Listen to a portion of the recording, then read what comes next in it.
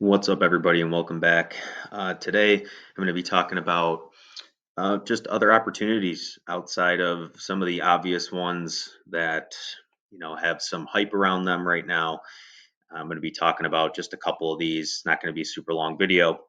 I just wanted to make you guys aware what some of the things that I am looking at that aren't going to break the bank, that longer term have the opportunity and the potential for a nice little return. And we're not talking about things that are going to make you rich overnight.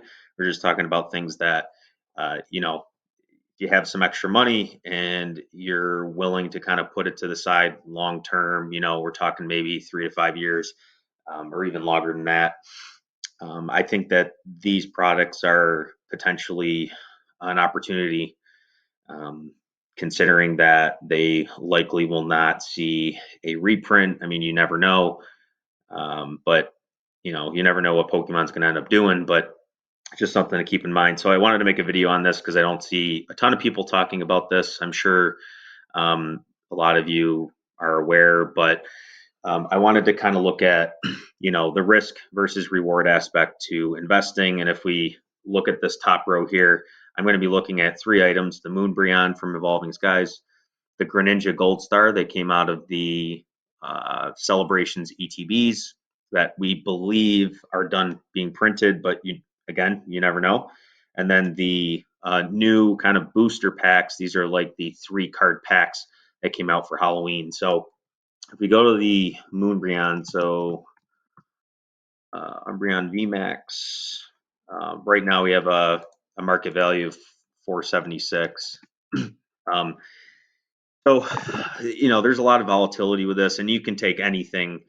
You don't have to use the Moonbrion, but this just seems to be the hottest topic right now that everyone's familiar with. So that's what I went with here as kind of a way to compare. But there's a lot of volatility here. You don't know what's going on. You don't know if there's market manipulation. You don't know if people are buying it up and holding to kind of artificially drive this up. You don't know if Pokemon's going to reprint.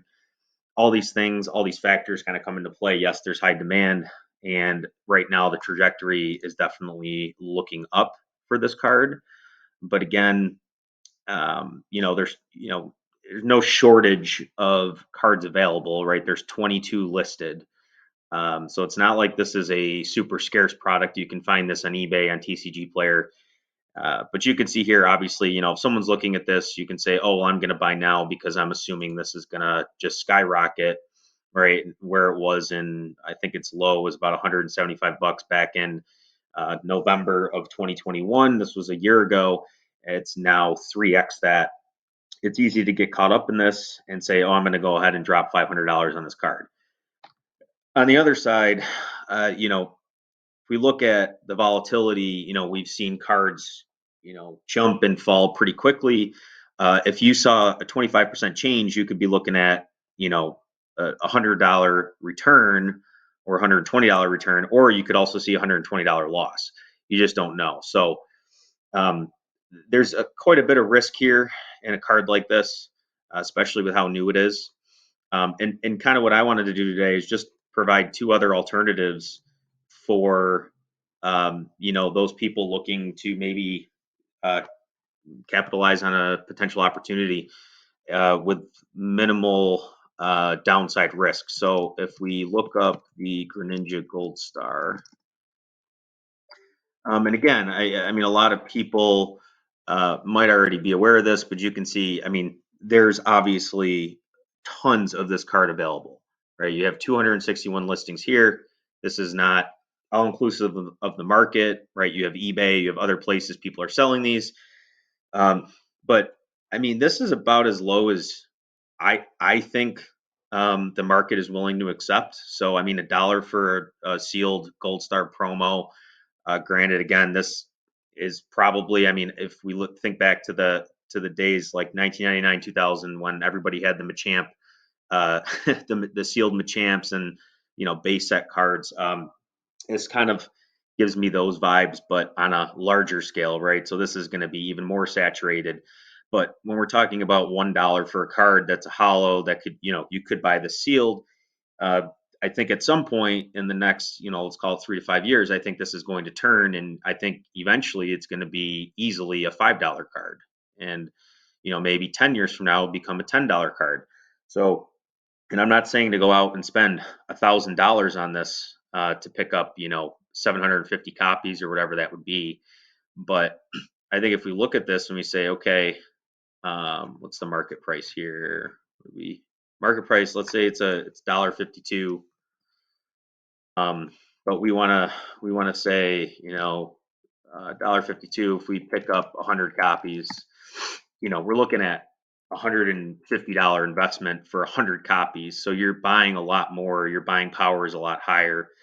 Um, and you're only looking at, if you have a 25% swing, you're only looking at a $38 change.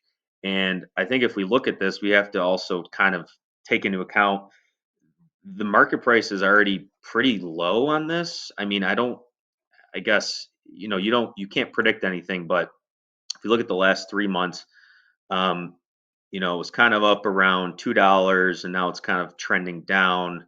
And then recently, I want to say in the last maybe month or so, this has maybe started to uptick a little bit, or at least kind of looks like it's bottoming out. So if you look at a year, you can see it was up close to $4, and now it's kind of coming down, and you can see it's kind of like plateauing almost from this July timeframe. So I look at this and I say, and personally, I picked up 40 copies of this with an average price of about $1, right? So I have a $40 position. It's not really a position, but you know these are the kinds of things. If you pick up these, take $50 to $100 and set it to the side, and invest in some of these things that seem like good investments, and feel like they've reached their bottom and can only go up.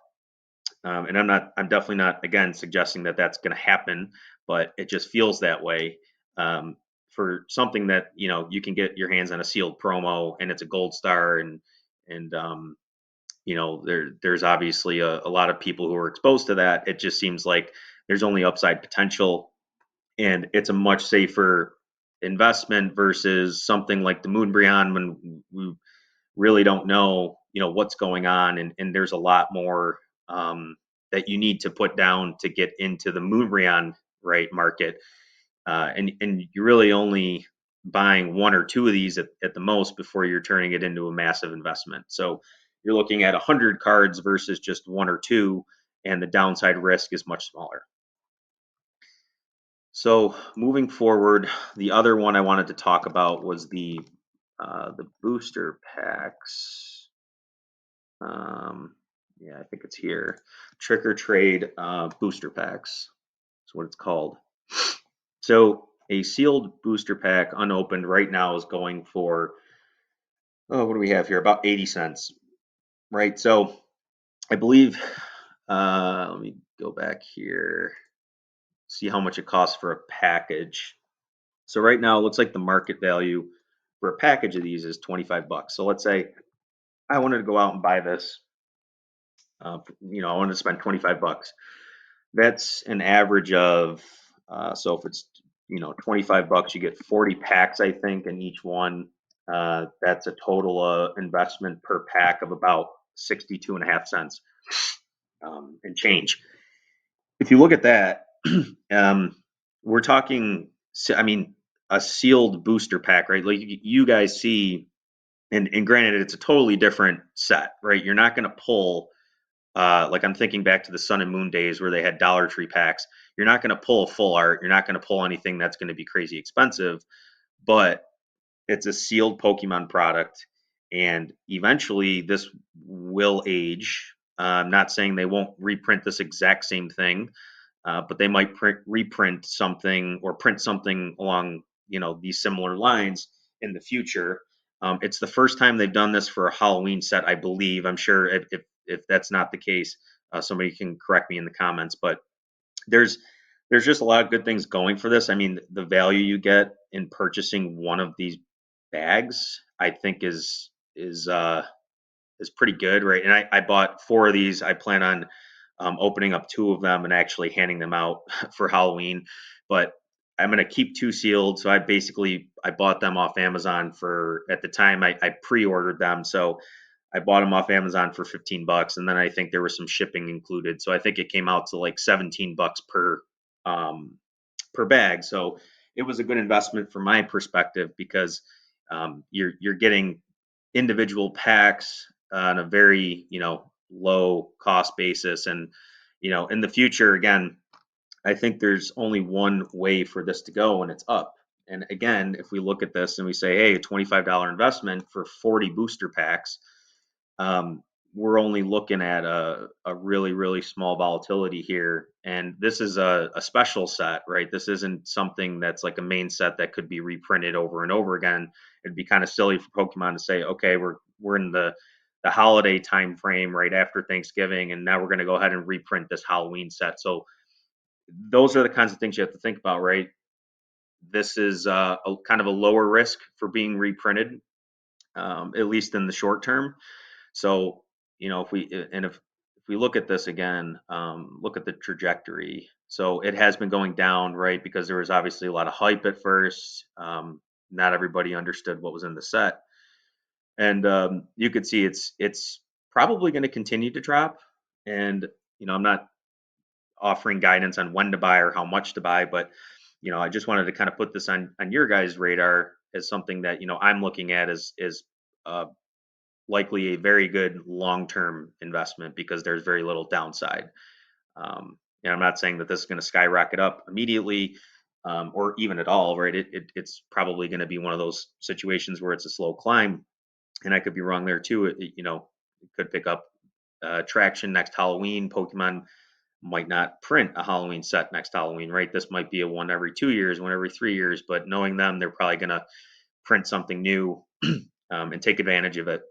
So again, that was kind of the whole intent here, is just to kind of make you guys aware of some of the things that I'm doing that are low risk, in my opinion, that require very little down front or down investment to kind of get into these, that I think will only go up in the long term.